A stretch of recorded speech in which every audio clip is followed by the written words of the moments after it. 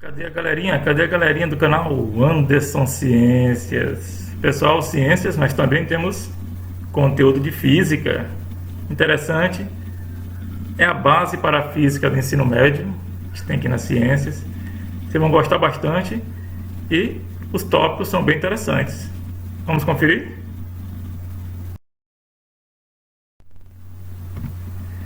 Então, os conteúdos importantes que a gente não pode esquecer em física: átomo, energia, especialmente transformações de energia, né? Tipos de energia, formas de energia.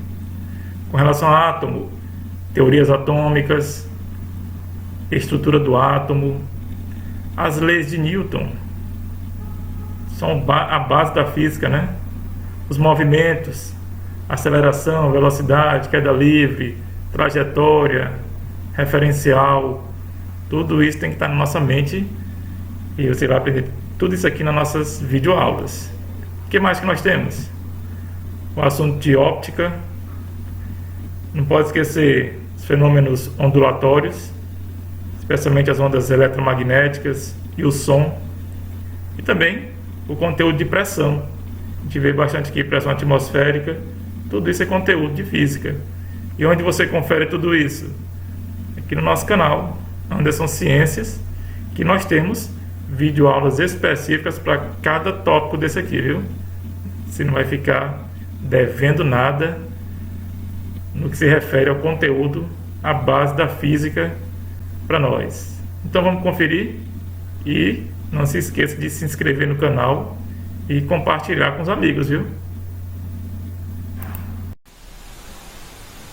O modelo atômico de Dalton.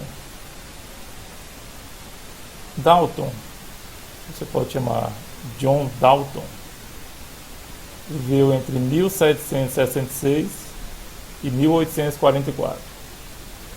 Para ele, os átomos são esféricos, como se fossem bolinhas esféricas, por isso o nome do modelo dele, bola de bilhar.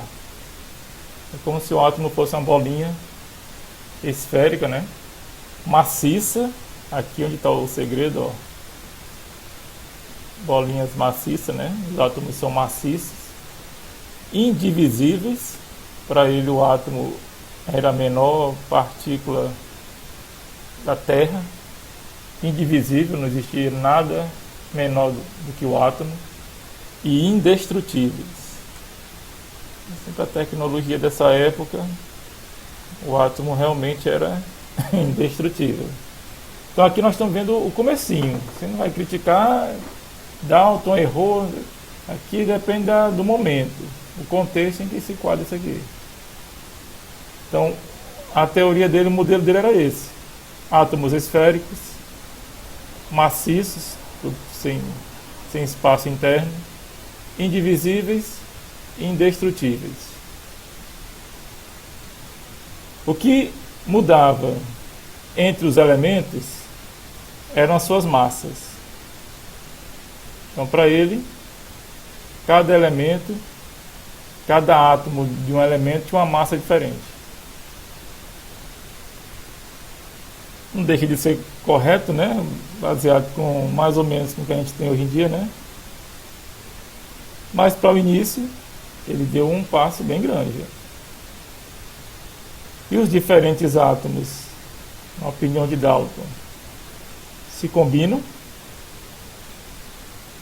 Esses átomos podem se combinar e formar novas substâncias. Para o conceito atual, isso seria mais ou menos a formação das moléculas. Os átomos se combinando em diferentes proporções e formando novas substâncias. Então o Dalton ele trouxe essa base mesmo para o conceito de átomo. Faltou alguns detalhes porque ele ainda era pioneiro, né, nesse processo. Uma coisa interessante é que ele diz que os átomos não são criados nem destruídos. A gente viu anteriormente ali, né, que são indestrutíveis. Apenas trocam de parceiros para produzirem novas substâncias. Então, a informação que a gente pode levar em consideração, especialmente quando a gente estiver estudando a parte de moléculas, ligações químicas. Então pode perceber que aqui a gente já tinha base para muita coisa que a gente já sabe hoje em dia de átomo. Aí vai mais ou menos naquele conceito lá de Lavoisier, né? Nada se cria, tudo se transforma. Então o átomo aqui, ó, não é criado, ele apenas se recombina para formar novas substâncias. Então esse é o modelo básico do Dalton, como se o átomo fosse uma bolinha de bilhar maciça. Esse conceito foi melhorado, foi ampliando, e vocês vão ver ao longo dessa aula, esses conceitos, esses modelos apenas melhoraram a cada período com o avanço do pensamento, da tecnologia do ser humano. Thomson, ele já fez um modelo, o pessoal comenta muito, é conhecido como pudim de passas. Não é muito comum aqui no Brasil, não, pudim de passas. Mas vamos entender mais ou menos como é que seria isso. Para o modelo de Thomson, o átomo seria uma bola gelatinosa. Já não seria uma bola mais ou menos rígida, né, como a gente vê ali no modelo de Dalton. Completamente maciça, coincidiu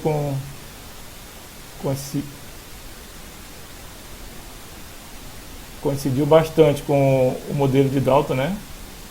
Que é uma bola maciça. No caso aqui ele já chamou bolha, né? Na qual haveria, o diferencial aqui, ó, uma carga positiva, homogeneamente distribuída. Então, se a gente for ver aqui nesse modelo, ó, nós temos cargas positivas distribuídas nessa bolinha aqui, ó, gelatinosas. Essa bolinha gelatinosa. Nós teremos cargas positivas. O que apareceu de novo aqui? A presença de elétrons. Carga negativa. Seriam os elétrons mergulhados nessa massa gelatinosa. Por isso que dá a impressão de ser o pudim de passas. Onde estão as cargas negativas? Aqui, ó. Do pudim de passas do Thomson. Aqui estariam as cargas negativas mergulhadas. E esse positivo e esse negativo, essas cargas positivas e negativas, se manteriam em equilíbrio, e no final nós teríamos uma carga total igual a zero. É como se o átomo fosse neutro. A soma das cargas positivas com as cargas negativas dava um valor igual, se equilibravam, e a carga total final seria zero. Então esse modelo do Thomson já trouxe a existência de cargas elétricas no átomo, que já é válido também até hoje, né? Pode perceber que aqui são camadas e camadas de conhecimento. Ele continuou considerando o átomo como uma estrutura redonda, uma bolha, no caso chamou de bolha, né? Também maciça, só que o diferencial é que ele colocou as cargas positivas e negativas no átomo. Então já foi algo acrescentado a mais para melhorar o modelo atômico. Thomson, ele viveu entre 1856 e 1909 e trouxe essa boa contribuição para o modelo atômico, que é a base para o modelo atual. A gente já vai trazer o modelo de Rutherford. É um modelo um pouquinho mais melhorado comparado com os modelos anteriores. Não quer dizer que Rutherford seja mais inteligente que os outros cientistas. Ele apenas melhorou trouxe informações novas para os modelos que já existiam. Qual foi a proposta dele? Bombardear, esse nome aqui o pessoal pode se assustar, né? Finas folhas de metal com partículas alfa. Opa, já tem uma radiação aqui pelo meio, né? A radiação ajudou muito nesse processo de descoberta, né, de evolução do modelo atômico. Então, as descobertas, os estudos sobre a radioatividade ajudaram bastante nesse experimento de Rutherford e na evolução do conhecimento do modelo atômico. Ele quis apenas testar o modelo atômico de Thomson. Então, aqui nós temos aqui o experimento, né? Ele aplicou um feixe de radiação num bloco de chumbo com um orifício para direcionar essa radiação, era para passar numa linhazinha sem ter interferência. Essa radiação atingia uma pequena lâmina bem fina de ouro. E ele analisava as manchas fotográficas. E esse material é como se ele fosse fotografado num papel fotográfico. Ele analisava isso e, com base nessa análise, ele descobriu que, segundo Thomson, como o átomo era uma bolha gelatinosa neutra, quando as partículas alfa, partículas radioativas, colidissem com esses átomos, elas passariam direto. Eles eram neutras, né? Então, como eram neutras, essas partículas alfa, colidindo com esses átomos, elas passariam direto.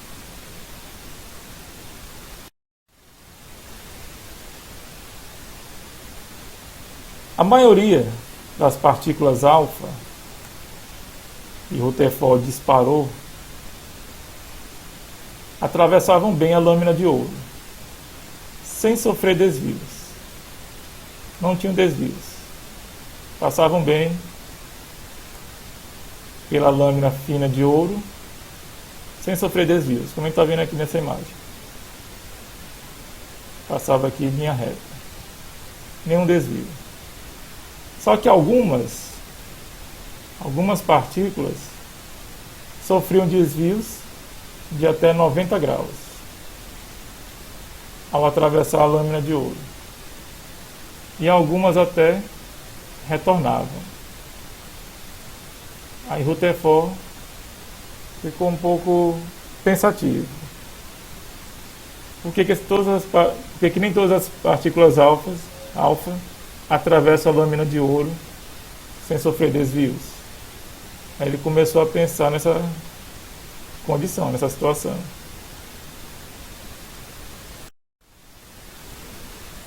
Aí ele formulou uma hipótese. Para uma partícula alfa inverter a sua trajetória, ela deveria encontrar alguma carga positiva concentrada em alguma região. Em algum ponto deveria ter uma grande quantidade de carga positiva concentrada. O que ele pensou? Existe uma região central com bastante carga positiva no átomo. Essa região central aqui seria o núcleo. Opa, o modelo já está ficando melhorado, né? E com uma massa bastante pronunciável, bastante considerável. É o que a gente vê hoje em dia, né? A maior parte da massa do átomo é concentrada no núcleo. Então, Rutherford já percebeu isso nessa época, nesse experimento, utilizando a radioatividade. Aí o que ele formulou? A hipótese dele. ele propôs que o núcleo conteria, no caso ele falou, toda a massa do átomo, assim como a totalidade da carga positiva. Então ele afirmou que a carga positiva, Rutherford afirmou que a carga positiva do átomo estaria concentrada no núcleo, e essa carga positiva ele chamou de próton. Então, para o modelo de Rutherford, o núcleo ele contém a maior massa do átomo e nele tem a carga positiva, que ele chamou de próton. Aqui nós já temos o átomo nuclear, que é o átomo com núcleo. Os outros modelos já não constava esse núcleo no átomo, né? O átomo nuclear já apareceu aqui nesse modelo do Rutherford. E o que mais que ele trabalhou nesse experimento dele? Que os elétrons estariam girando. Olha como esse modelo dele já está bem interessante, né? Estariam girando, dando voltas ao redor desse núcleo. Olha aí, quem achou alguma semelhança com o modelo atual aí?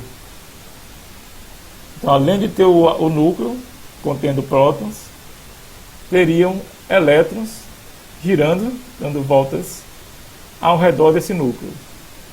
E essa região onde ficam os elétrons, ele chamou de eletrosfera. Bem interessante, né? Então, aqui nós temos esse modelo dele, ó. E já dá para a gente começar a pensar no modelo atual. Você fica só pensando agora o que está faltando para esse modelo dele ser igual ao modelo atual. Será que falta alguma coisa nesse átomo? Que nós temos o núcleo com prótons e a eletrosfera com elétrons. Será que está faltando alguma coisa? Será que você imagina o que está faltando?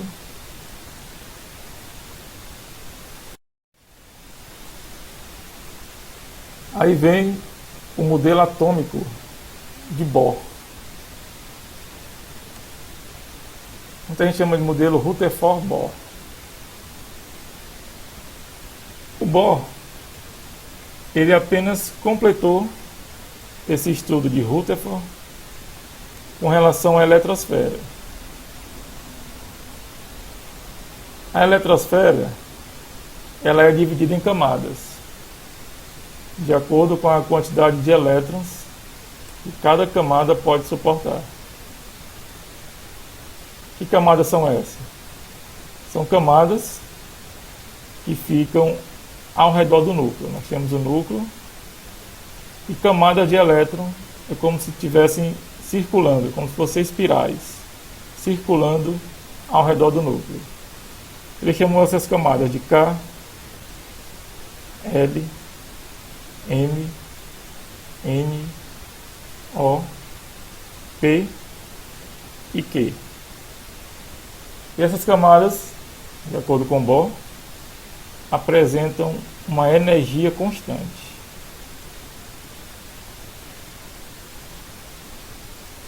Bem interessante, né?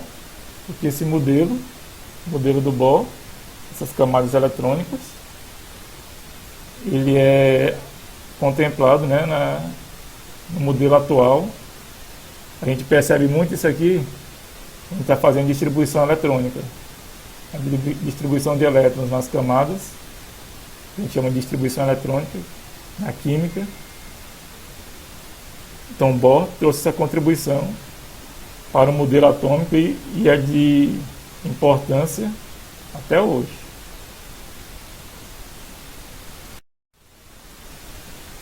Agora vem uma questão interessante. Se o núcleo só contém cargas positivas, os prótons, por que elas não se repelem? Porque carga de mesmo sinal, a tendência é se repelir. E carga de sinais contrários, a tendência é se atraírem. Aí vem agora o grande dilema. Por que esses prótons de carga positiva do núcleo não se repelem? Então já veio uma perguntinha aqui interessante lá para o modelo do Rutherford. E agora? Como responder essa questão? Essa pergunta aí faz a pessoa bater um pouquinho de cabeça, né? Vamos ver se a gente encontra a resposta para isso, né? É aí onde vem a descoberta do nêutron.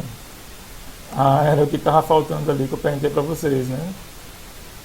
Esse James Chadwick, viveu entre 1891 e 1974, ele trouxe essa informação. Ele disse que ele descobriu que no núcleo do átomo existia uma partícula que era responsável por manter esse equilíbrio, essa estabilidade e impedir que os prótons se repelissem. Aí a gente vai trabalhar mais na parte do ensino médio, na química, essa parte de subdivisões do núcleo. Então, por enquanto, a gente vai se deter aqui nesse nível de prótons, elétrons e nêutrons. Mas se você quiser pesquisar, tem muita informação sobre isso aí. Então, o que ele descobriu? Que o nêutron era essa partícula que garantia a estabilidade no núcleo. O núcleo ficaria estável. Ou seja, os prótons se manteriam em estabilidade e não se repeliam. E esse núcleo, essa parte que ele descobriu no núcleo, que ele chamou de nêutron, não tem carga elétrica. Acho que por isso que ele chamou de neutro, né? É a carga neutra. Como esse nêutron não tinha carga elétrica, ele manteria os prótons em estabilidade e eles ficariam contidos dentro do núcleo sem que ocorresse a saída dele, né? A repelência entre eles. Então aqui nós já chegamos ao modelo de átomo contendo prótons no núcleo, nêutrons também no núcleo e elétrons na eletrosfera. Então esse modelo aqui é o modelo mais atual, mais aceito para o átomo.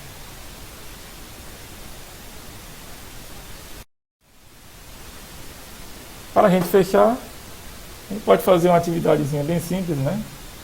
Você pode fazer um quadro resumo, mostrando esses momentos históricos, né?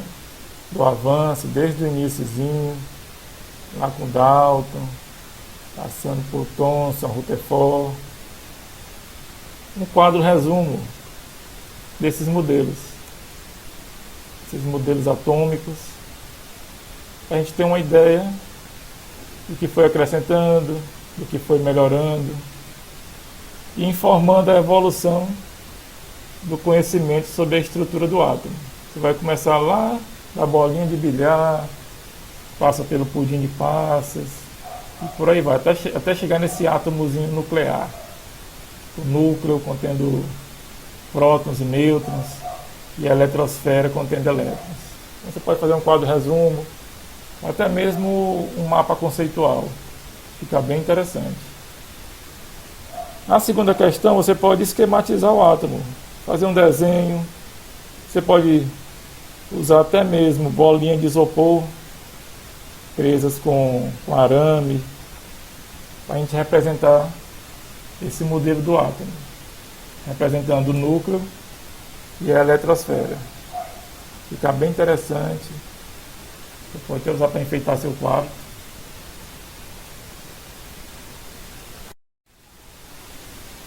E uma perguntinha para fechar, né? O que nós temos no núcleo do átomo? Bem interessante, né? Átomo nuclear. O que tem no núcleo dele? Prótons e nêutrons. Então a resposta vai ser letra C. Prótons e nêutrons.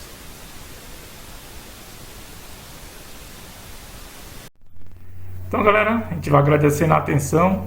Essa aula foi bem interessante, né? Qualquer coisa você pode repetir quantas vezes você puder para fixar bem o conteúdo.